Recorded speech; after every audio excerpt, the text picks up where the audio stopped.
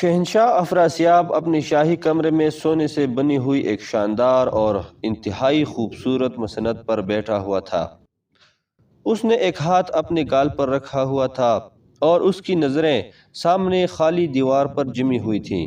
اس کے چہرے پر سنجیدگی اور آنکھوں میں گہری سوچ کی پرچھائیاں دکھائی دے رہی تھیں۔ ایسا لگ رہا تھا جیسے وہ کسی گہری سوچ میں ڈوبا ہوا ہو۔ اسی لمحے جھمکا ہوا اور اس کے قریب اس کی بیوی ملکہ حیرت جادو نمودار ہوئی۔ ملکہ حیرت جادو نے بڑے مؤدبانہ انداز میں شہنشاہ افراسیاب کو سلام کرتے ہوئے کہا، ملکہ حیرت جادو طلسم ہوش ربا کے شہنشاہ افراسیاب کو صبح کا سلام پیش کرتی ہے۔ لیکن شہنشاہ افراسیاب نے اس کے سلام کا کوئی جواب نہ دیا۔ وہ اس قدر گہری سوچ میں ڈوبا ہوا تھا کہ اسے نہ تو ملکہ حیرت جادو کے نمودار ہونے کا پتہ چلا تھا اور نہ ہی اس نے ملکہ حیرت جادو کی آواز سنی تھی۔ ملکہ حیرت جادو نے شہنشاہ افراسیاب کو خاموش دیکھ کر حیرت بھرے لہجے میں کہا، شہنشاہ افراسیاب۔ لیکن شہنشاہ افراسیاب کے انداز میں اب بھی کوئی فرق نہ آیا۔ وہ بدستور گہرے خیالوں میں غرق تھا۔ ملکہ حیرت جادو نے کہا، حیرت ہے، یہ صبح صبح شہنشاہ افراسیاب کو کیا ہو گیا ہے؟ یہ کن خیالوں میں کھوئے ہوئے ہیں؟ وہ آگے بڑھی اور شہنشاہ افراسیاب کے سامنے آ کر کھڑی ہو گئی۔ لیکن شہنشاہ افراسیاب کے انداز میں اب بھی کوئی فرق نہ آیا۔ ایسا لگ رہا تھا جیسے اس کا جسم تو یہاں ہو لیکن اس کی روح کہیں اور پہنچی ہوئی ہو، اس لیے اسے سامنے کھڑی ملکہ حیرت بھی دکھائی نہیں دے رہی۔ شہنشاہ افراسیاب کو ساکت دیکھ کر ملکہ حیرت جادو کے چہرے پر تشویش کے سائے لہرانے لگے۔ ملکہ حیرت جادو نے چیختے ہوئے انداز میں کہا، اوہ، کیا ہو گیا ہے شہنشاہ افراسیاب کو؟ شہنشاہ افراسیاب! تو شہنشاہ افراسیاب کو ایک زوردار جھٹکا لگا اور وہ چونک کر ملکہ حیرت جادو کی طرف دیکھنے لگا۔ شہنشاہ افراسیاب نے ایک طویل سانس لیتے ہوئے کہا، اوہ، ملکہ حیرت جادو، آپ کب آئیں؟ ملکہ حیرت جادو نے حیرت بھرے لہجے میں کہا، کیا مطلب؟ کیا آپ کو میری آمد کا علم نہیں ہوا اور میں نے آپ کو جو سلام کیا تھا وہ؟ شہنشاہ افراسیاب نے حیرت بھرے لہجے میں کہا، سلام؟ کون سا سلام؟ ملکہ حیرت جادو نے کہا، صبح کا سلام۔ شہنشاہ افراسیاب نے ایک طویل سانس لیتے ہوئے کہا، اوہ، میں شاید گہری سوچ میں کھویا ہوا تھا، اس لیے مجھے نہ آپ کی آمد کا علم ہوا اور نہ ہی میں نے آپ کا سلام سنا تھا۔ بہرحال ہم نے آپ کا سلام قبول کیا۔ ملکہ حیرت جادو نے کہا، لیکن آپ کن خیالوں میں کھوئے ہوئے تھے؟ اس کے لہجے میں بدستور حیرت تھی۔ شہنشاہ افراسیاب نے ایک طویل سانس لیتے ہوئے کہا، کچھ نہیں، آپ بیٹھ جائیں۔ ملکہ حیرت جادو چند لمحے حیرت سے اسے دیکھتی رہی، پھر وہ شہنشاہ افراسیاب کے مسند کے ساتھ رکھی ہوئی اپنی مخصوص مسند پر بیٹھ گئی۔ ملکہ حیرت جادو نے اس کی طرف غور سے دیکھتے ہوئے کہا، کیا بات ہے شہنشاہ افراسیاب؟ ایسا آپ کیا سوچ رہے تھے کہ نہ آپ کو میرے یہاں آنے کا پتہ چلا اور نہ آپ کو میری کوئی آواز سنائی دی تھی؟ شہنشاہ افراسیاب نے بات ٹالنے والے انداز میں کہا، کچھ خاص نہیں، ایسے ہی بس۔ ملکہ حیرت جادو نے کہا، نہیں شہنشاہ، کوئی تو ایسی بات ہے جس نے آپ کو اس قدر افسردہ اور پریشان کر رکھا ہے۔ آپ لاکھ چھپانے کی کوشش کریں لیکن مجھے آپ کے چہرے پر پریشانی اور افسردگی صاف دکھائی دے رہی ہے۔ افراسیاب مسکرا دیا۔ اس کی مسکراہٹ پھیکی پھیکی سی تھی۔ اب میں کیا بتاؤں ملکہ، میں سردار امیر حمزہ اور اس کی فوج سے روز روز کی جنگ سے تنگ آ گیا ہوں۔ اب تک ہم نے ان کی فوج پر جتنی بار بھی لشکر کشی کی ہے، ہر بار نقصان ہمارا ہی ہوا ہے اور ان کی فوج کے ہاتھوں ہمارے ان گنت جادوگر اور جادوگرنیاں مارے جاتے رہے ہیں۔ ہر بار ہمیں ہی ان کی فوج سے شکست کا سامنا کرنا پڑا ہے اور شکست دیکھ کر ہماری فوج ہمیشہ پیچھے ہٹ جاتی رہی اور انہیں جنگ سے بھاگتے دیکھ کر ہمیں جنگ رکوانی پڑ جاتی رہی۔ ہماری شکست اور سردار امیر حمزہ کی جیت ہمارے لیے عذاب بن کر رہ گئی ہے۔ اب تک ایک بھی ایسا حملہ نہیں ہوا ہے جو ہماری طرف سے ان پر باری پڑا ہو۔ ہر بار ہمیں ہی پیچھے ہٹنا پڑا ہے اور روز روز ہماری شکست دیکھ کر ان کے حوصلے بڑھتے جا رہے ہیں اور وہ اپنی فوج طلسم ہوشربا کی سرحدوں سے قریب قریب لاتے چلے جا رہے ہیں۔ اگر یہی حال رہا تو ایک دن وہ اپنی فوج لے کر طلسم ہوشربا میں داخل ہو جائیں گے اور اگر وہ طلسم ہوشربا میں آ گئے تو پھر نہ طلسم ہوشربا رہے گا اور نہ ہم۔ بس اسی بات نے ہمیں پریشان کر رکھا ہے اور ہمیں سردار امیر حمزہ سے اپنی جیت کی کوئی راہ دکھائی نہیں دیتی۔ شہنشاہ پراسیاب نے ایک طویل سانس لیتے ہوئے انتہائی افسردہ اور شکست خوردہ لہجے میں کہا۔ ملکہ حیرت جادو نے کہا، ہاں، یہ سب دیکھ کر تو ہمارا دل بھی کھڑتا رہتا ہے۔ ہمیں بھی ایسا کوئی طریقہ سمجھائی نہیں دیتا کہ ہم سردار امیر حمزہ اور اس کی فوج کو شکست دے سکیں، اسے شکست ہو اور ہماری جیت ہو اور ہم اس جیت کا جشن منا سکیں۔ افراسیاب نے ہونٹ چباتے ہوئے کہا، جیت کا جشن منانا تو شاید ہمارے لیے اب خواب بن کر رہ گیا ہے۔ ہم ہر بار جیت کی امید لے کر بڑی سے بڑی جادوگروں اور جادوگرنی کو فوج میدان میں اتارتے ہیں، لیکن سردار امیر حمزہ اور اس کی فوج نہ جانے کس مٹی سے بنے ہوئے ہیں۔ فوج کی بڑی تعداد اور طاقتور سے طاقتور جادوگروں اور جادوگرنیوں سے بھی انہیں کوئی خوف محسوس نہیں ہوتا، اور وہ اپنی جان کی پرواہ کیے بغیر ہماری فوج پر ایسے ٹوٹ پڑتے ہیں جیسے وہ جادوگر اور جادوگرنیاں نہ ہوں بلکہ عام انسان ہوں، اور ان کے مقابلے میں ہماری فوج کے بڑے سے بڑے جادوگروں اور جادوگرنیوں کے ہاتھ پاؤں پھول جاتے ہیں۔ ملکہ حیرت جادو نے کہا، اور پھر کہتے خاموش ہو گئی۔ آپ ٹھیک کہہ رہے ہیں، ہمیں مسلسل شکست سے دوچار کر کے اور خود کامیابیاں حاصل کر کے ان کے حوصلے اور زیادہ بڑھتے جا رہے ہیں۔ انہیں مسلسل کامیابیوں سے ہمکنار ہوتے دیکھ کر اب تو ہمیں بھی ان سے خوف محسوس ہونے لگا ہے۔ نہ جانے وہ کب فوج لے کر طلسم ہوشربا میں داخل ہو جائیں۔ اور پھر شہنشاہ پراسیاب نے کہا، کاش کہ ہماری فوج میں جنات بھی شامل ہو جاتے، ان جنات سے ہماری طاقت ہزاروں گنا بڑھ جاتی۔ سردار امیر حمزہ کی فوج جادوگروں اور جادوگرنیوں سے لڑنے کا حوصلہ تو رکھتے ہیں، لیکن اگر ان کے مقابلے میں جنات آ جائیں تو جنات کی فوج دیکھ کر ان کے حوصلے پست ہو جائیں گے اور وہ کسی بھی صورت ان جنات کا مقابلہ نہ کر سکیں گے، جس کے نتیجے میں ظاہر ہے ان کی شکست اور ہمارے فتح ہوگی، بہت بڑی اور یقینی فتح۔ ملکہ حیرت جادو چونک پڑی اور اس نے حیرت بھرے لہجے میں کہا، لیکن جنات بھلا ہماری فوج میں کیسے شامل ہو سکتے ہیں؟ ہم اپنی جادوئی طاقتوں سے چند سرکش جنات کو تو اپنا تابع بنا سکتے ہیں، لیکن جنات کی فوج، یہ کیسے ممکن ہے آقا؟ آپ نے کالوت جنات کی قبیلے کے بارے میں کبھی کچھ سنا ہے؟ شہنشاہ افراسیاب نے اس کی بات کا جواب دینے کے بجائے اس سے الٹا سوال کرتے ہوئے کہا۔ ملکہ حیرت جادو نے کہا، کالوت جنات کا قبیلہ، یہ تو وہی قبیلہ ہے جو دنیا کے طاقتور اور ناقابل شکست جنات کہلاتے ہیں۔ ایسے جنات جن پر نہ تو دنیا کا کوئی ہتھیار اثر کرتا ہے اور نہ ہی انہیں کسی طرح سے ہلاک کیا جا سکتا ہے۔ ان کی عمریں ہزاروں سال ہوتی ہیں اور وہ ہزاروں سال بعد اپنی یعنی طبی موت ہی مرتے ہیں۔ ان کا کسی دوسرے کے ہاتھوں مرنا ناممکن ہے۔ شہنشاہ پراسیاب نے کہا، ہاں، میں اسی جناتی قبیلے کے بارے میں کہہ رہا ہوں۔ ملکہ حیرت جادو نے اسی طرح حیرت زدہ لہجے میں کہا، تو کیا آپ چاہتے ہیں کہ کالوت قبیلہ ہماری فوج میں شامل ہو جائے اور ہمارے لیے سردار امیر حمزہ اور اس کی فوج کا مقابلہ کرے؟ شہنشاہ پراسیاب نے جواب دیا، ہاں، اگر ایسا ہو جائے تو پھر ہم سردار امیر حمزہ اور اس کی فوج تو کیا دنیا کے تمام ممالک کی فوج کو ان جنات کی مدد سے شکست دے سکتے ہیں اور پوری دنیا پر قبضہ کر سکتے ہیں۔ ملکہ حیرت جادو نے کہا، اوہ، لیکن یہ کیسے ممکن ہے؟ کالوت جناتی قبیلہ بھلا ہمارا ساتھ کیوں دے گا اور وہ ہمارے لیے سردار امیر حمزہ اور اس کی فوج کو کیوں ختم کرے گا؟ اگر ہم اس کے قبیلے کے سردار بن جائیں تو وہ سارا قبیلہ ہمارا ہوگا، اس قبیلے کے سارے جنات ہمارے تابع ہوں گے اور ہم انہیں جو بھی حکم دیں گے وہ ہمارے ہر حکم کو بجا لائیں گے۔ شہنشاہ افراسیاب نے جیسے خوابناک لہجے میں کہا تو ملکہ حیرت جادو ایک طویل سانس لے کر رہ گئی۔ وہ سمجھ گئی کہ روز روز کی شکست نے شہنشاہ افراسیاب کو نہ صرف توڑ کر رکھ دیا ہے بلکہ اس کے اندر ایسی شکستگی پیدا کر دی ہے کہ اب وہ ایسی غیر حقیقت پسندانہ باتیں سوچتا رہتا ہے اور خیالی پلاؤ پکاتا رہتا ہے۔ ملکہ حیرت جادو نے چند لمحے توقف کے بعد کہا، ایسا کیسے ممکن ہے آقا؟ وہ جنات آپ کے تابع کیسے ہو سکتے ہیں اور یہ کیسے ممکن ہے کہ آپ ان کے سردار بن جائیں اور وہ آپ کے احکامات پر عمل کریں؟ شہنشاہ پراسیاب نے مسکرا کر کہا، یہ سب ممکن ہے ملکہ۔ تو ملکہ حیرت جادو ایک بار پھر چونک پڑی۔ ممکن ہے؟ آپ کے کہنے کا مطلب ہے کہ آپ کالوت قبیلے کی جنات کو اپنا تابع بنا کر اپنی فوج میں شامل کر سکتے ہیں؟ شہنشاہ پراسیاب نے جواب دیا، ہاں۔ تو ملکہ حیرت جادو کے چہرے پر موجود حیرت اور زیادہ بڑھ گئی۔ لیکن کیسے آقا؟ آخر کالوت قبیلے کی جنات آپ کے غلام کیسے بن سکتے ہیں؟ شہنشاہ پراسیاب نے کہا، शहनशाह ताज की वजह से।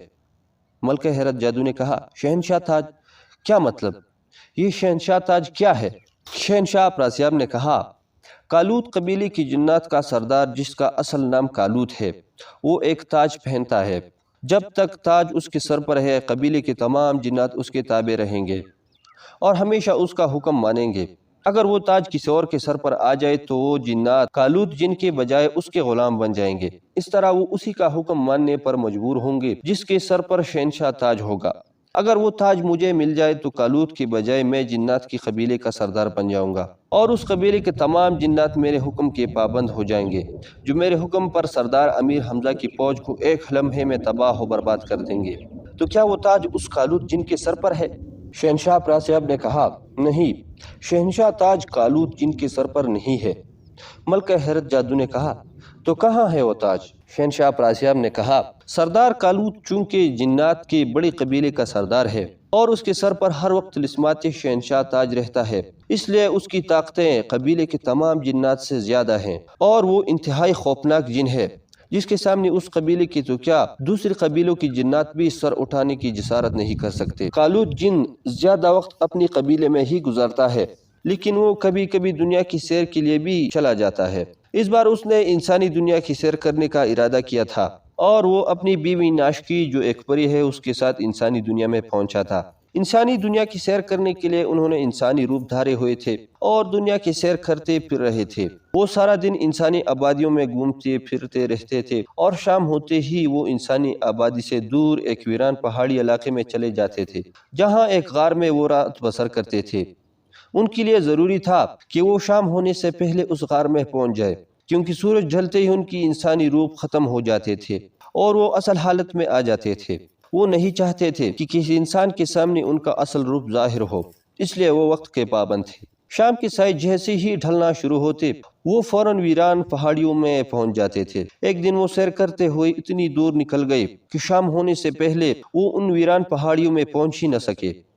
इसलिए उन्होंने रात इंसानी आबादी के करीब एक जंगल में गुजारने का सोचा। उस जंगल में एक कुआं था। उन्होंने सोचा कि वो रात उस कुएं में गुजारेंगे और दिन निकलते ही वहां से निकल जाएंगे। कुआं सदियों पुराना और वीरान था।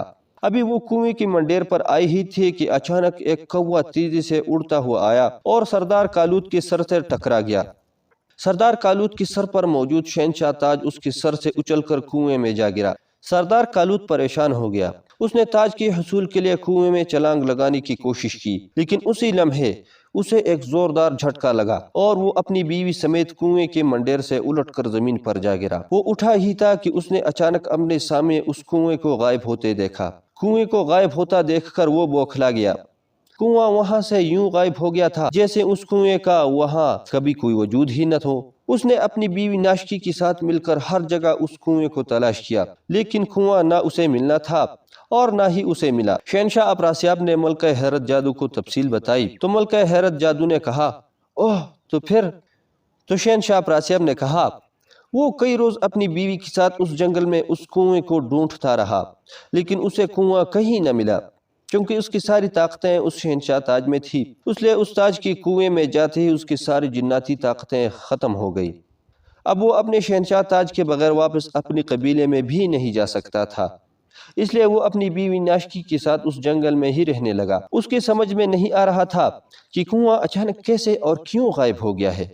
उसके पास जो चंद जिन्नाती ताकतें थीं, उससे उसने ये तो पता चला लिया था कि जो कौवा उसके सर से टकराया था वो जानबूझकर नहीं बल्कि तेजी से जंगल में आते हुए उसके सर से टकराया था। उसका शहनशाह ताज इत्तेफाक से उस कुएं में गिर गया था, लेकिन कुआं इस तरह अचानक गायब हो जाएगा उसके बारे में उसे कोई गुमान न था। न ही वो अपनी ताकतों से उस कुएं की हकीकत का पता चला सकता था। सरदार कालूत तो जंगल से कहीं जा नहीं सकता था, इसलिए उसने अपनी बीवी नाशकी जो परी थी उसको वापस भेज दिया। उसकी बीवी कबीले में जाकर चंद जिन्नात को ले आई और फिर कालूत जिन उन जिन्नात के साथ कबीले में चला गया। मलका हैरत जादू ने कहा, ओह उसके पास शहनशाह ताज नहीं है, इसका मतलब है वो अब कबीले का सरदार भी नहीं होगा। शहनशाह प्रासियाब ने कहा, ऐसा नहीं है, वो अब भी कबीले का सरदार है। اس نے اپنا تاج خود نہیں اتارا تھا، بلکہ ایک سیاہ پرندے کی وجہ سے تاج اس کے سر سے گرا تھا، اس لیے قبیلے والوں نے اسے 1 سال کا وقت دیا ہے۔ 1 سال کے اندر اسے شہنشاہ تاج تلاش کر کے اپنے سر پر رکھنا ہے، ورنہ اسے سرداری سے ہٹا دیا جائے گا۔ اس دوران اگر کوئی اور شہنشاہ تاج کو تلاش کر کے اپنے سر پر سجا لیتا ہے، تب بھی قبیلے والے کالوت کو سرداری سے ہٹا دیں گے اور اسے ہی قبیلے کا سردار تسلیم کیا جائے گا جس کے سر پر شہنشاہ تاج ہوگا، چاہے وہ کوئی انسان ہو، جن ہو یا کوئی دیو۔ ملکہ حیرت جادو نے کہا، میں آپ کی ساری باتیں سمجھ گئی ہوں آقا، لیکن ایک بات ابھی تک میری سمجھ میں نہیں آئی ہے۔ شہنشاہ پراسیاب نے کہا، کون سی بات؟ ملکہ حیرت جادو نے کہا، آپ نے بتایا ہے کہ کالوت جن اور اس کی بیوی ناشکی پری ایک رات گزارنے کے لیے جنگل میں اس کنویں کے پاس گئے تھے اور کنویں کے منڈیر پر چڑھ رہے تھے تو ایک تیز رفتار کوا سردار کالوت کے سر سے ٹکرا گیا، جس کے نتیجے میں اس کا شہنشاہ تاج اس کے سر سے اتر کر کنویں میں گر گیا۔ سردار کالوت اور اس کی بیوی کنویں کی طرف گر گئے اور ان کے گرتے ہی کنواں غائب ہو گیا۔ یہ کنواں کیسے غائب ہو گیا اور کیوں؟ شہنشاہ پراسیاب نے جواب دیا، اس کنویں کا ایک خاص راز ہے ملکہ۔ ملکہ حیرت جادو نے پوچھا، کنویں کا خاص راز؟ کیا مطلب؟ کنویں کا کیا خاص راز ہو سکتا ہے؟ شہنشاہ پراسیاب نے کہا، وہ سیاہ کنواں اصل میں ایک طلسم کا راستہ ہے۔ تو ملکہ حیرت جادو بے اختیار اچھل پڑی۔ طلسم کا راستہ؟ کیا مطلب؟ کون سے طلسم کا راستہ ہے اور یہ کس کا طلسم ہے؟ شہنشاہ پراسیاب نے کہا، یہ طلسم صدیوں پہلے سامڑی جادوگر کا بنایا ہوا ہے، ایک ایسا طلسم جس میں نہ تو آج تک کوئی جا سکا ہے اور نہ ہی اس کے بارے میں کسی کو کچھ معلوم ہے۔ سامڑی جادوگر صدیوں پہلے ہلاک ہو چکا ہے، لیکن اس کا بنایا ہوا طلسم اب بھی باقی ہے، جس کا ایک ہی راستہ ہے اور وہ راستہ وہی پراسرار اور تاریک کنواں ہے جس میں کالوت جادوگر کا شہنشاہ تاج گرا تھا۔ سامڑی جادوگر کی طلسمات کا راستہ صرف وہی ایک کنواں ہے جو کسی ایک جگہ قائم نہیں رہتا، بلکہ دنیا کے مختلف علاقوں میں ظاہر ہوتا ہے اور پھر غائب ہو جاتا ہے۔ وہ پراسرار کنواں کبھی کسی جنگل میں نمودار ہوتا ہے اور پھر وہاں سے غائب ہو جاتا ہے، پھر وہ کسی صحرا میں ظاہر ہو جاتا ہے، صحرا سے غائب ہو کر وہ کسی پہاڑی غار میں ظاہر ہوتا ہے اور وہاں سے غائب ہو کر کسی درے یا پھر کسی سمندر کی گہرائی میں ظاہر ہوتا ہے۔ غرض یہ کہ وہ کنواں کسی ایک جگہ نہیں ٹھہرتا، اسی طرح ایک جگہ سے غائب ہو کر دوسری جگہ ظاہر ہو جاتا ہے اور پھر وہاں سے بھی غائب ہو جاتا ہے۔ جس وقت کالوت جن اور اس کی بیوی ناشکی پری اس جنگل میں پہنچے تھے، اس وقت اتفاق سے پراسرار کنواں وہاں ظاہر ہو گیا تھا، جسے ان دونوں نے ایک عام اور پرانا کنواں سمجھ لیا تھا۔ وہ اس کنویں میں رات گزارنا چاہتے تھے، لیکن اس سے پہلے کہ وہ کنویں میں اترتے، کوے کی وجہ سے سردار کالوت کا تاج اس کنویں میں گر گیا اور وہ دونوں کنویں کے منڈیر سے کنویں کے باہر والے حصے پر گرے۔ اگر وہ دونوں اس کنویں میں اتر جاتے یا گر جاتے تو اس کنویں کے ساتھ ہی وہ بھی غائب ہو جاتے اور پھر وہ سامڑی جادوگر کی طلسمات پہ پہنچ جاتے، جہاں سے ان کا واپس نکلنا ناممکن ہو جاتا۔ ایک بار میری سامڑی جادوگر کی روح سے بات ہوئی تھی، اس نے مجھے بتایا تھا کہ پراسرار کنویں کی طلسمات انتہائی خوفناک اور ناقابل شکست ہیں، جنہیں دنیا کی کوئی طاقت سر نہیں کر سکتی، چاہے وہ دنیا کا کوئی بڑا جادوگر ہو، جن ہو یا پھر کوئی طاقتور بدروح۔ یہاں تک کہ سامڑی جادوگر کی اپنی روح بھی ان طلسمات میں چلی جائے تو وہ بھی ان طلسمات کو عبور کر کے واپس نہیں آ سکتی، اور سردار کالوت کا شہنشاہ تاج اس کنویں میں گر کر سامڑی جادوگر کی طلسمات میں پہنچ گیا ہے، اور میں سوچ رہا ہوں کہ میں جا کر سامڑی جادوگر سے بات کروں اور اس سے پراسرار کنویں کی طلسمات کے بارے میں معلومات حاصل کروں اور پھر ان طلسمات میں جا کر سردار کالوت جن کا شہنشاہ تاج حاصل کروں۔ اگر وہ تاج مجھے مل جائے تو میں سردار کالوت کی جناتی قبیلے کا بھی سردار بن جاؤں گا اور پھر وہی ہوگا جو میں چاہتا ہوں۔ ملکہ حیرت جادو نے کہا، اوہ، کیا آپ کے لیے ان طلسمات میں جانا آسان ہوگا؟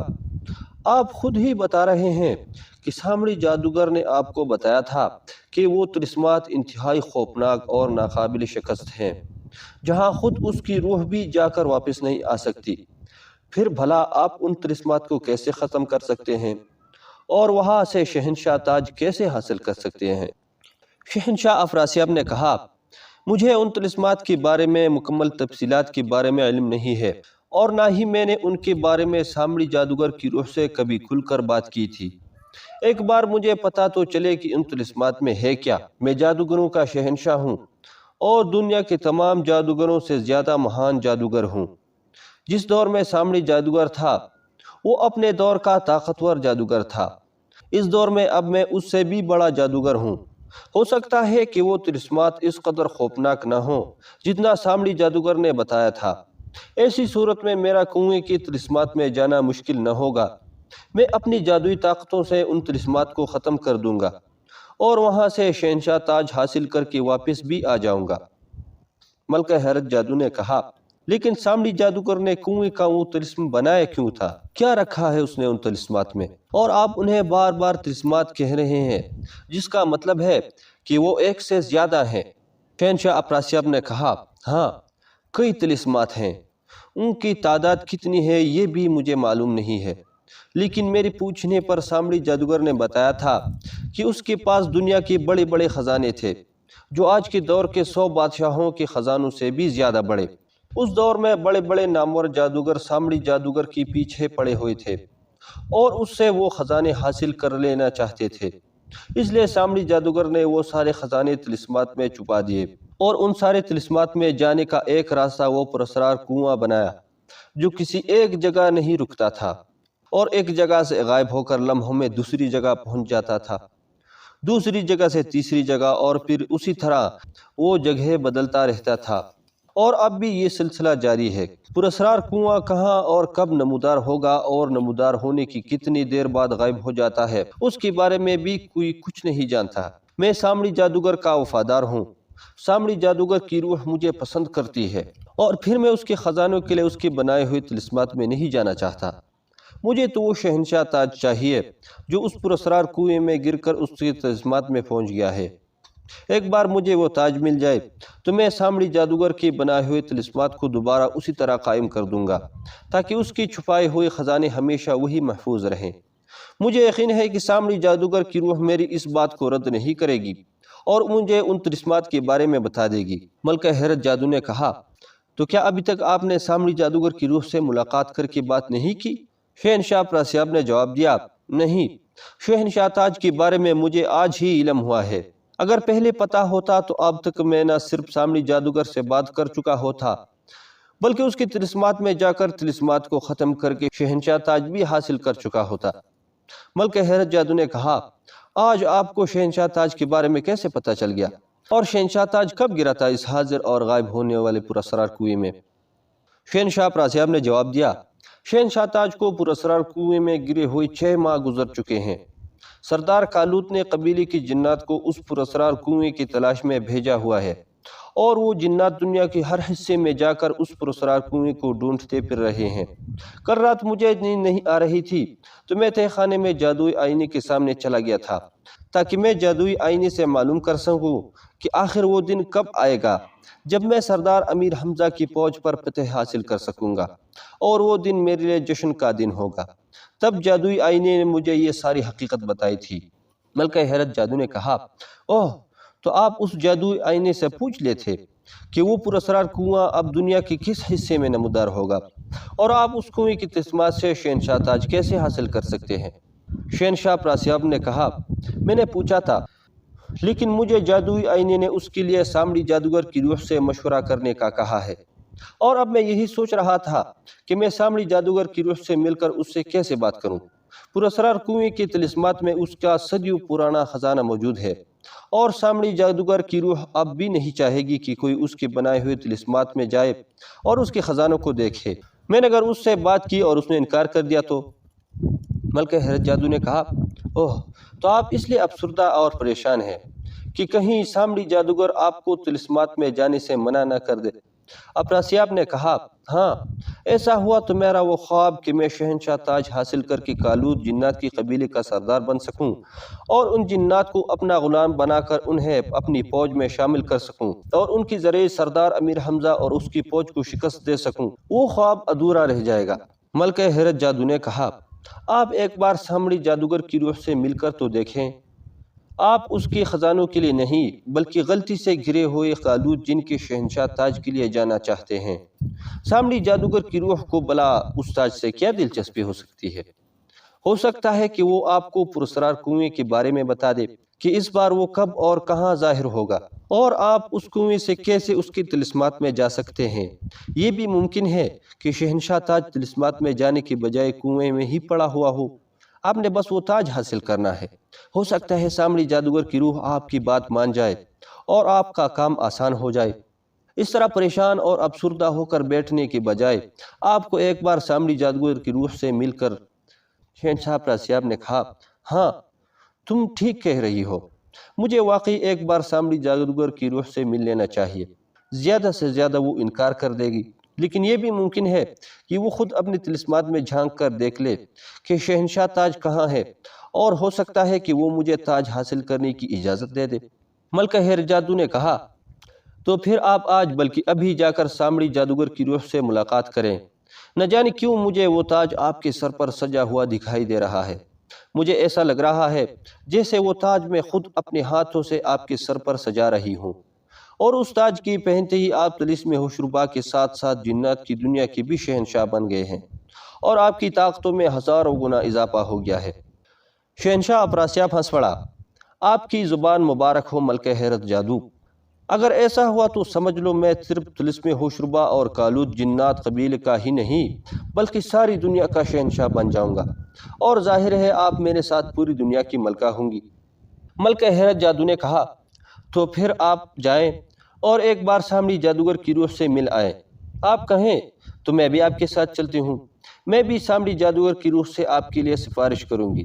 سامری جادوگر کی روح آپ کے ساتھ ساتھ مجھے بھی پسند کرتی ہے، ہو سکتا ہے کہ وہ مجھے انکار نہ کرے۔ شہنشاہ افراسیاب نے مسرت بھرے لہجے میں کہا، ہاں یہ ٹھیک ہے، سامری جادوگر کی روح مجھے تو انکار کر سکتی ہے، لیکن وہ تمہیں اپنی بیٹی مانتا ہے، اور اس نے آپ کی ایک بات بھی آج تک نہیں ٹالی۔ مجھے یقین ہے کہ میری بجائے اگر اس سے آپ بات کریں تو وہ آپ کی بات مان لے گی۔ ملکہ حیرت جادو نے کہا، ٹھیک ہے، میں جا کر بات کروں گی سامری جادوگر کی روح سے، آپ چلیں میرے ساتھ، اور اٹھ کھڑی ہو گئی۔ اسے اٹھتا دیکھ کر شہنشاہ افراسیاب بھی اٹھ کھڑا ہو گیا۔ ملکہ حیرت جادو نے آگے بڑھ کر شہنشاہ افراسیاب کا ہاتھ پکڑ لیا۔ شہنشاہ افراسیاب نے کہا، ہم سامری جادوگر کی روح کے معبد میں جانا چاہتے ہیں۔ اسی لمحے روشنی سی چمکی اور وہ دونوں شاہی کمرے سے غائب ہو گئے۔ اب آتے ہیں عمرہ یار کی طرف۔ اس سے پہلے کہ عورت تلوار مار کر عمرہ یار کی گردن اس کی تن سے جدا کرتی، اس کا ہاتھ اچانک رک گیا۔ تلوار ٹھیک عمرہ یار کی گردن کے چند انچ کے فاصلے پر رک گئی تھی۔ عمرہ یار کی منہ سے خوف کے باعث چیخ نکلی تھی، اور اس نے موت کے خوف سے بے اختیار آنکھیں بند کر لی تھیں، لیکن جب اس کی گردن پر تلوار نہ پڑی تو اس نے آہستہ آہستہ آنکھیں کھولی، اور پھر عورت کو جھکے اور تلوار اپنی گردن کی قریب رکھی دیکھ کر وہ حیران رہ گیا۔ عورت اس کی طرف غور سے دیکھ رہی تھی۔ چند لمحے وہ اسے دیکھتی رہی، پھر وہ سیدھی ہو گئی اور اس نے تلوار عمرہ یار کی گردن سے ہٹا لی۔ بوڑھی عورت نے کہا، تم نے میرے بیٹے کو ہلاک کیا ہے، میں چاہتی تو ابھی اور اسی وقت تمہاری گردن تمہارے دھڑ سے الگ کر سکتی تھی، لیکن میں ایسا نہیں کروں گی۔ میں جان بوجھ کر کسی کی جان نہیں لے سکتی۔ مجھے ایسا کوئی اختیار نہیں ہے کہ میں کسی مجرم کو اس کے جرم کی سزا خود دوں۔ میں کوہ قاف کی ریاست چاہ قاف کی ملکہ ہوں۔ تم نے جو جرم کیا ہے وہ ناقابل معافی جرم ہے، جس کی سزا تمہیں ضرور ملے گی، لیکن یہ سزا یہاں نہیں، میں تمہیں اپنی ریاست میں لے جا کر دوں گی، اپنی رعایا کے سامنے۔ میں اپنی رعایا کے سامنے تمہارا مقدمہ رکھوں گی، اور اس بات کا فیصلہ اپنی رعایا پر چھوڑ دوں گی کہ تمہیں شہزادہ ماگان کی ہلاکت کی کیا سزا دی جائے، تمہیں ہمیشہ کے لیے ریاست کی زندان میں قید کیا جائے، یا پھر تمہیں موت کی سزا دی جائے۔ تمہیں موت کی سزا کیسے دی جائے، اس کا فیصلہ بھی میری ریاست کے جنات اور پریاں کریں گے، اس لیے میں تمہیں اپنے ساتھ چاہ قاف میں لے جاؤں گی۔ اس کی بات سن کر عمرہ یار چونک پڑا کہ وہ کوہ قاف کی ریاست چاہ قاف کی ملکہ ہے۔ اس نے جسے ناگ سمجھ کر ہلاک کیا ہے وہ اس کا بیٹا شہزادہ ماگان تھا۔ عمرہ یار نے ہکلاتے ہوئے کہا، میں نے آپ کے بیٹے کو جان بوجھ کر ہلاک نہیں کیا ملکہ عالیہ۔ ملکہ پری نے غصیلے لہجے میں کہا، میرا بیٹا ہلاک ہوا ہے، یہ جرم تو تم نے کیا ہے۔ اب تم نے یہ جرم جان بوجھ کر کیا ہے یا انجانے میں، میری نظر میں بہرحال تم مجرم ہو، اور مجرموں کو ہر حال میں سزا دی جاتی ہے۔ اس سے پہلے کہ عمرہ یار اس سے کچھ کہتا، ملکہ پری نے ہاتھ میں پکڑی ہوئی تلوار ہوا میں اچھال دی۔ ایک چھپاکا ہوا اور تلوار ہوا میں اچھلتے ہی غائب ہو گئی۔ मागा रोगा दाम्बू शोगा फौरन हाजिर हो जाओ। मलका परी ने एक तरफ देखते हुए चीखती हुई आवाज में कहा। उसी लम्हे यके बाद 4 बार जमाके हुए और उमरा यार ने वहां 4 सुर्ख रंग के जिनों को जाहिर होते देखा। उन जिन्नात के रंग गहरे सुर्ख थे, उनके ज़िनी हिस्सों पर स्याह रंग के जांघिए थे, वो चारों सरों से गंजे थे। उन जिन्नात के हाथों में नेज़े थे और उनकी बड़ी बड़ी और घनी मूंछें थी जो उनके चेहरों पर फैली हुई थीं। चारों जिन्नात बेहद डरावने और खौफनाक थे। जाहिर होते ही उन्होंने मलका परी को निहायत मुअद्दबाना अंदाज में सलाम किया। मलका परी ने रुंधी हुई आवाज में कहा, ये आदमजाद मुजरिम है, इसने हमारे बेटे शहजादा मागान को तीर मारकर हलाक किया है। वो देखो हमारे बेटे की लाश। तो चारों जिन बुरी तरह से चौंक पड़े। उन्होंने पलटकर दीवार के पास पड़ी हुई शहजादी की लाश देखी तो उनके चेहरे गुस्से से बुरी तरह बिगड़ गए। इन जिन्नात ने गरजते हुए कहा, इस आदमजात को हमारे हवाले कर दे मलका आलिया, इसने हमारे शहजादे को हलाक किया है। हम अभी और इसी वक्त इसके टुकड़े उड़ा देते हैं। मलका परी ने कहा, नहीं, मैं चाहती तो मैं भी उसे इसी वक्त हलाक कर सकती थी, लेकिन अगर मैं इसे यहाँ हलाक कर दूं तो ये इंसाफ नहीं होगा। इसने हमारे बेटे और चाहकाब के वली अहद को हलाक किया है, इसलिए ये जितना हमारा मुजरिम है इतना ही बड़ा ये हमारी रियासत का भी मुजरिम है, इसलिए हमने इसे जिंदा छोड़ दिया है। हम इसे रियासत में ले जाकर अपनी रियाया की अदालत में खड़ा करेंगे। शहजादा मागान की हलाकत के बदले में इसके साथ क्या सलूक करना है इसका फैसला रियाया करेगी। अगर रियाया चाहेगी तो उसे इस वक्त हलाक कर दिया जाएगा, वरना उसे हमेशा हमेशा के लिए पाताल की जिंदान में कैद कर दिया जाएगा। सुर्ख जिन्होंने एक साथ कहा, जैसे आपका हुक्म मलका आलिया। वो उमरायार को खा जाने वाली नजरों से घूर रहे थे, जैसे उनका बस न चल रहा हो और वो अभी उमरायार के टुकड़े उड़ा दें। मलके परी ने कहा, मागा रोगा, तुम हमारे बेटी की लाश उठाओ और उसे रियासत में ले जाओ, और तुम दोनों इस आदमजाद को उठाकर ले जाओ और इसे पाताल की जिंदान में कैद कर दो। मैं महल में जाकर शहजादा मागान की हलाकत और उसकी मुजरिम के बारे में रियाया को बताने के लिए एलान आम करूंगी। कल सुबह मैदान सजाया जाएगा जिसकी चारों तरफ चाहकाब की रियाया होगी और उनके दरमियान इस मुजरिम को खड़ा किया जाएगा और फिर इस मैदान में फैसला किया जाएगा कि शहजादा मागान के कातिल को क्या सजा दी जाए। इसे भी वहां बोलने का मौका दिया जाएगा ताकि ये अपनी सफाई दे सके, और अगर ये खुद को बेगुनाह साबित करना चाहे तो कर सकता है। मैं हर सूरत में अपने और उसके साथ इंसाफ करूंगी, क्योंकि मैं जालिम और बेरहम नहीं बल्कि इंसाफ पसंद मलका हूँ। किसी के साथ नाइंसाफी करना मुझे पसंद नहीं है। उमरा यार ने यह सुना तो उसके चेहरे पर कदर सुकून आ गया कि उसे बोलने और अपनी सफाई देने का मौका दिया जाएगा, वरना उसे ऐसे लग रहा था कि मलका परी उसकी कोई बात सुनी बगैर उसे मौत की या फिर हमेशा हमेशा के लिए पाताल के जिंदान में कैद की सजा सुना देगी। चारों जिन्नात ने एक साथ कहा, जो हुक्म मलका आलिया, और फिर 2 जिन्नात शहजादे मागान की लाश की तरफ बढ़ गए, जबकि 2 जिन्नात उमरा यार की तरफ आ गए। इनमें से एक जिन ने उमरा यार को कांधों से पकड़ा और दूसरा जिन उमरा यार के पैरों के पास आ गया। उन दोनों ने उमरा यार को उठाया और वो फिर उमरा यार को लिए हुए यकलख्त गायब हो गई। उमरा यार की आंखों के सामने अंधेरा छा गया। उसे यूं महसूस हो रहा था जैसे दोनों जिन्नात उसे उठाए बिजली की सी रफ्तार से हवा में उड़े चले जा रहे हों। उसे तेज हवाओं के झोंकों के साथ जन्नाटेदार आवाजें भी सुनाई दे रही थी। काफी देर तक वो खुद को उन जिन्नात के साथ हवा में उड़ता हुआ महसूस करता रहा। फिर उसे यूं लगा जैसे जिन्नात की उड़ने की रफ्तार कम हो गई हो और वो उसे उठाए हुए बुलंदी से नीचे की तरफ जा रहे हों। कुछ ही देर में उमरा यार को ऐसा लगा जैसे उसे ठोस जमीन पर लिटाया जा रहा है। उसकी आंखों के सामने अंधेरा छाया हुआ था। तारीकी इतनी ज्यादा थी कि हाथ को हाथ सुझाई नहीं दे रहा था। दोनों जिन उसे जमीन पर लिटाकर शायद पीछे हट गए थे। उमरा यार ने कहा, ये कौन सी जगह है? लेकिन जवाब में उसे कोई आवाज सुनाई नहीं दी। उमरा यार ने एक बार फिर कहा, यहाँ कोई है? कौन है यहाँ? लेकिन इस बार भी उसे कोई जवाब न मिला। शायद जिन उसे वहां लिटाकर वापस लौट गए थे। उमरा यार ने परेशानी के आलम में बड़बड़ाते हुए कहा, हाँ, अगर उन्हें जाना ही था तो मुझे इन जंजीरों से ही आजाद कर जाते। इस तरह पड़े पड़े तो मेरा सारा जिस्म ही अकड़ कर रह जाएगा। अब मैं क्या करूं? इसके बाद उमरा यार ने इस बार गला फाड़ कर चीखते हुए कहा, कोई है? कोई मेरी आवाज सुन रहा है? कोई है यहाँ? لیکن اس بار بھی اسے کوئی جواب نہ ملا۔ اچانک عمر عیار کو محافظ بونے کا خیال آیا تو اس نے زنبیل کی محافظ بونے کو آواز دی، محافظ بونے۔ اسی لمحے زنبیل کی محافظ بونے کی آواز سنائی دی، حکم آقا۔ تو عمر عیار کے چہرے پر رونق سی آ گئی۔ وہ ڈر رہا تھا کہ کہیں ایسا نہ ہو کہ زنبیل کا محافظ بونا بھی کسی مجبوری کی وجہ سے اسے جواب نہ دے سکا تو وہ کیا کرے گا۔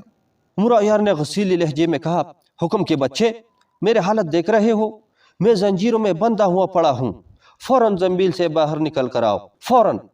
محافظ بونے کی آواز سنائی دی، جو حکم آقا۔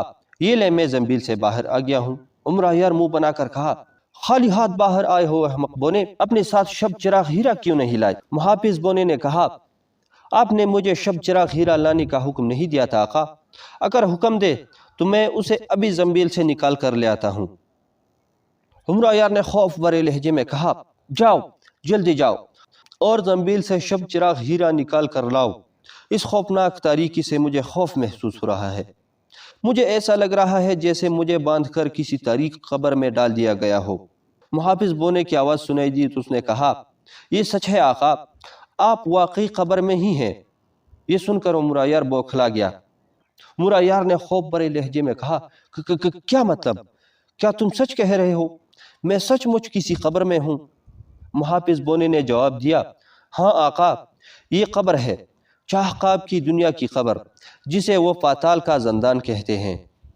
عمر عیار نے کہا، ارے باپ رے، یہ کیسی ملکہ پری ہے جس نے مجھے زندان کے بجائے زندہ قبر میں ڈال دیا ہے؟ محافظ بونے نے کہا، وہ ملکہ پری نہیں ہے آقا، اور نہ ہی یہ چاہقاب کوہقاب کی ریاست ہے۔ یہ سن کر عمر عیار بری طرح سے چونک پڑا۔ کیا مطلب؟ یہ تم کیا کہہ رہے ہو؟ اس نے تو کہا تھا کہ وہ کوہقاب کی ریاست چاہقاب کی ملکہ پری ہے۔ محافظ بونے نے جواب دیا، اس نے آپ سے جھوٹ بولا تھا۔ عمر عیار کی منہ سے نکلا، جھوٹ؟ محافظ بونے نے کہا، ہاں آقا، وہ ملکہ پری نہیں بلکہ پاتال کی شیطانی دنیا کی کالی ملکہ تھی، شیطان کالی ملکہ جو آپ کو اپنی جال میں پھنسا کر یہاں لائی ہے۔ یہ سن کر عمر عیار کا منہ حیرت سے کھلے کا کھلا رہ گیا۔ عمر عیار نے حیرت زدہ لہجے میں کہا، کیا یہ تم کیا کہہ رہے ہو؟ پاتال کی شیطانی دنیا، کالی ملکہ، اور کیسا جال؟ محافظ بونے نے کہا، پہلے میں زنبیل سے شب چراغ ہیرا نکال کر لاتا ہوں، پہلے میں زنبیل سے شب چراغ ہیرا نکال کر لاتا ہوں آقا، تاکہ یہاں روشنی پھیلا سکوں۔ اگر میں نے یہاں روشنی نہ کی تو اندھیرے میں شیطان جن آئیں گے اور آپ کو خوفناک اذیتوں میں مبتلا کریں گے، اور آپ کو اس بات کے لیے مجبور کریں گے کہ آپ نے جان بوجھ کر ماگان کو ہلاک کیا ہے، تاکہ کالی ملکہ آپ کو اپنے دربار میں سب کے سامنے خوفناک سزا دے سکے یا پھر آپ کو اپنا غلام بنا سکے۔ عمر عیار نے کہا، غلام؟ کیا مطلب؟ محافظ بونے نے کہا، کالی ملکہ نے یہ سارا کھیل آپ کو اپنا غلام بنانے کے لیے کھیلا ہے آقا۔ عمر عیار نے بری طرح سے سر مارتے ہوئے کہا، کھیل؟ کیسا کھیل؟ یہ تم کیا کہہ رہے ہو محافظ بونے؟ میرے سمجھ میں تمہاری کوئی بات نہیں آ رہی، مجھے کھل کر بتاؤ یہ سارا چکر آخر کیا ہے؟ محافظ بونے نے کہا، آپ تھوڑا سا انتظار کریں آقا، میں ہیرا لے آؤں اور پھر یہاں روشنی کر کے میں آپ کو ان زنجیروں سے آزاد کروں گا۔ اندھیرے کی وجہ سے میں اس وقت آپ کی کوئی مدد نہیں کر سکتا، ورنہ میں آپ کو ابھی ان زنجیروں سے آزاد کر دیتا۔ بس کچھ دیر انتظار کر لیں، پھر میں آپ کو ان زنجیروں سے بھی آزاد کر دوں گا اور آپ کو اس قبر سے بھی نکال کر لے جاؤں گا۔ میں بس ابھی گیا اور ابھی آیا۔ اور پھر عمر عیار کو تیز زناٹے دار آواز سنائی دی۔ اسے اپنی زنبیل میں حرکت سی محسوس ہوئی تو وہ سمجھ گیا کہ محافظ بونا زنبیل میں گھس گیا ہے۔ محافظ بونے کی جانے کے بعد عمر عیار نے بڑبڑاتے ہوئے کہا، یہ محافظ بونا کیا کہہ رہا تھا؟ مجھے واقعی اس کی کوئی بات سمجھ میں نہیں آئی ہے۔ بوڑھی عورت خود کو پرستان کی ریاست چاہقاب کی ملکہ بتا رہی تھی، اور محافظ بونا کہہ رہا تھا کہ وہ چاہقاب کی ملکہ پری نہیں بلکہ پاتال کی شیطانی دنیا کی کالی ملکہ ہے، اور یہ کالی ملکہ مجھے اپنا غلام بنانے کے لیے سب کھیل کھیل رہی ہے۔ کیسا کھیل ہے؟ اور وہ یہ پراسرار کھیل میرے ساتھ کیوں کھیل رہی ہے؟ اگر وہ واقعی کالی دنیا کی کالی ملکہ ہے تو پھر وہ مجھے کیوں اپنا غلام بنانا چاہتی ہے؟ اسی لمحے اسے تیز گڑگڑاہٹ کی آواز سنائی دی تو وہ چونک پڑا۔ عمر عیار نے کہا، یہ کیسی آواز ہے؟ اسی لمحے اسے دو ناگوں کی پھنکارنے کی آوازیں سنائی دی تو عمر عیار خوف سے کانپ کر رہ گیا۔ عمر عیار نے بوکھلائے ہوئے لہجے میں کہا، ناگ؟ قبر میں ناگ گھس آئے ہیں؟ محافظ بونے، फौरन जंबील से बाहर आओ, इन नागों को यहाँ से हटाओ वरना ये मुझे काट लेंगे। मुहाफिज बोले। उसी लम्हे उसे यूं महसूस हुआ जैसे एक बड़ा सा नाग रेंगता हुआ उसकी सीने पर चढ़ आया हो, और फिर अचानक उमर अय्यार को तेज फंकार के साथ अपने चेहरे के पास गर्म हवा का तेज झोंका सा महसूस हुआ, जैसे नाग अपना मुंह उमर अय्यार के चेहरे के सामने लाकर फंकारा हुआ हो। अब तो उमर अय्यार की घुग्गी बंद गई। एक नाग उसकी सीने पर आ गया था और दूसरा नाग उमर अय्यार को अपनी बगल में जंबील से लिपटता हुआ महसूस हो रहा था।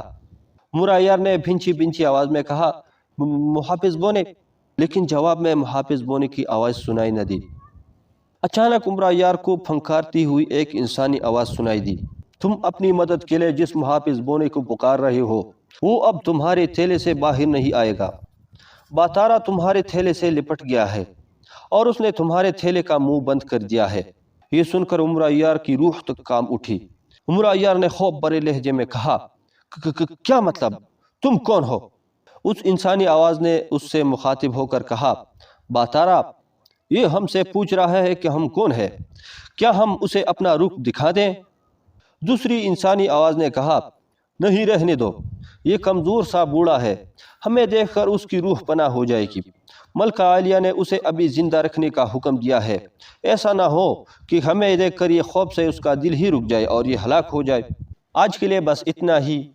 इस कहानी की अगली किस्त के लिए हमारे चैनल को ज़रूर सब्सक्राइब करें और बेल का आइकन दबाएं ताकि अगली आने वाली किस्त बर वक्त आप तक पहुंच सके। बहुत शुक्रिया।